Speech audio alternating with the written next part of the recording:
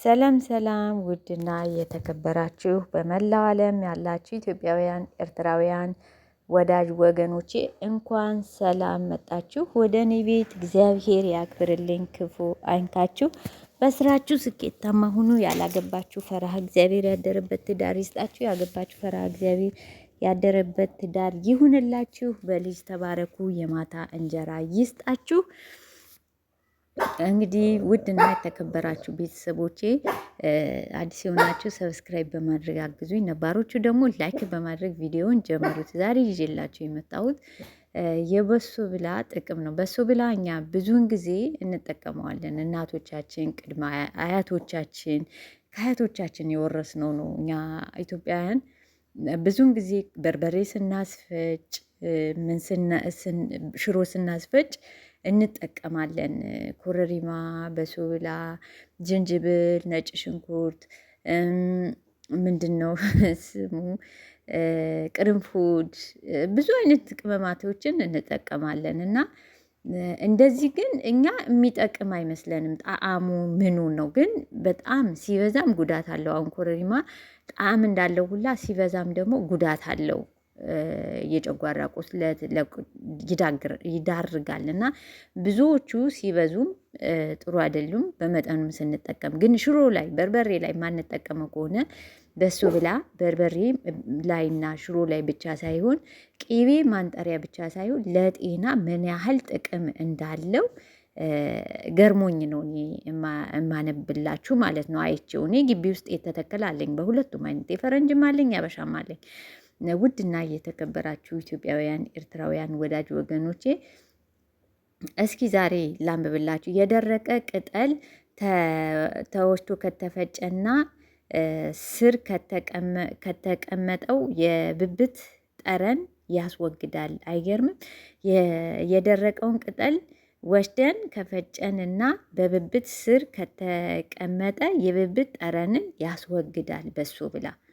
እንግዲህ እኔ በጣም ነው የሚገርመኝ። አንዳንዴ ትራንስሌት አድርጌ እንግሊዘኛዎችን ራሱ አነባቸዋለሁ ማለት ነው። ለዛ ነው የራስ ቆዳ ላይ የፀጉር መርገፍን ይከላከላል እና ያረዝመዋልም። ቅጠሉን ካበሰልን እና ጭንቅላታችንን ካበሰልነው በኋላ እና ጭንቅላታችንን ካታጠብነው በሱ ከታጠቡ ነው ፀጉራችን ይጠቁራልም እና የተሻለ ያደርገዋል። እንግዲህ አይገርምም?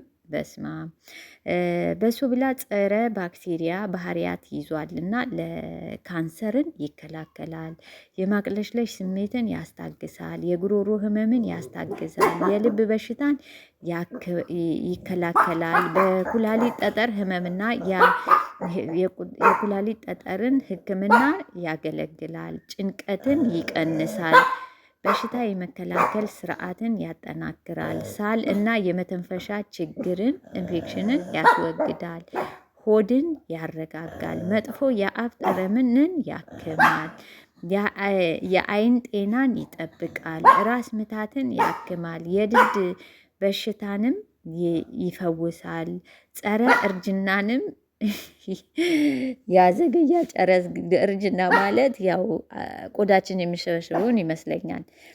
የበጉርንም ፈቱን መድኃኒት ነው። ለበጉር በነፍሳት እንደ ቢንቢ የተነከስነውን ቦታ ላይ ያክምልናል። የቆዳ ኢንፌክሽንን ሕክምና ላይ ይውላል።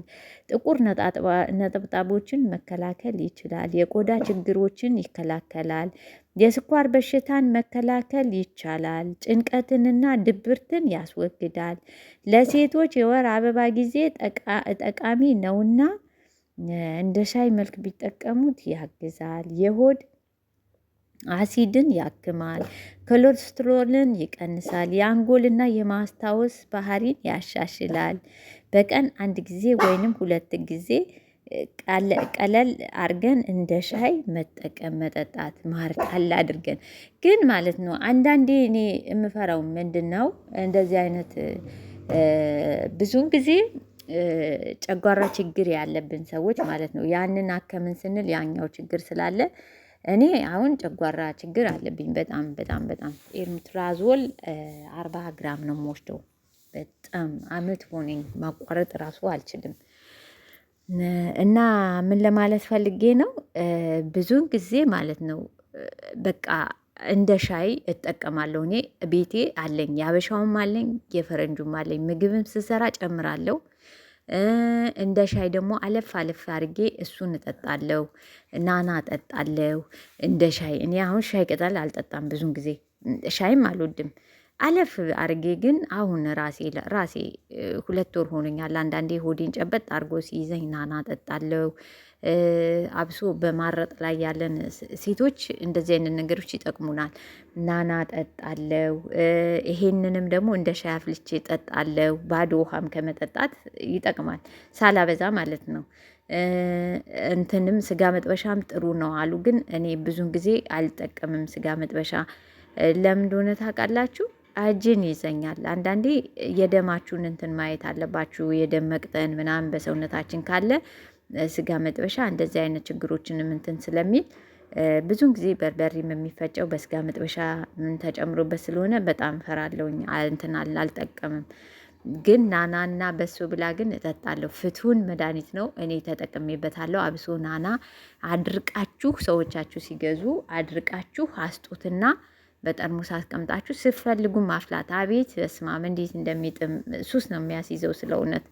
እና ውድና የተከበራችሁ ቤተሰቦቼ የበሶ ብላ ጥቅም የበለጠ ባብራራላችሁ ደስ ይለኛል። በጣም በጣም ጠቀሜታ አለው። ከቅቤ ማንጠር አልፎ እነኚህን ሁላ ኮሌስትሮልን፣ የልብ የካንሰር በሽታን የመከላከል አቅም እንዲኖረን፣ የደም ሴሎቻችን በሽታ መከላከል አቅም እንዲኖራቸው። በነገራችን ላይ አረንጓዴ ተክሎች ቫይታሚን ሲ ስለሚበዛባቸው፣ ቫይታሚን ሲ ደግሞ ለነጭ ደም ሴላችን በጣም አስፈላጊ ስለሆነ ነጭ ደም ሴል ደግሞ በበሽታ መከላከል አቅም እንዲኖረን በጣም ስለሚዋጋ በሽታ እንትን እንዳያጠቃ እንትን ስለሚል በጣም ጥሩ መፍትሄ ነው እና ሳታበዙ ግን 2ቷን ቅጠል አፍልታችሁ ተጠቀሙ። ከ2 በላይ አታድርጉ። እኔ ናና ራሱ እንደዚህ ብጥስ የሚደረጉትን 4 ቅጠል የበለጠ አላደርግም። በቁጥር ነው የማደርገው። 1 ብርጭቆ ሻይ እጠጣለሁ። በቀን እጠጣለሁ። አልፌ እጠጣለሁ።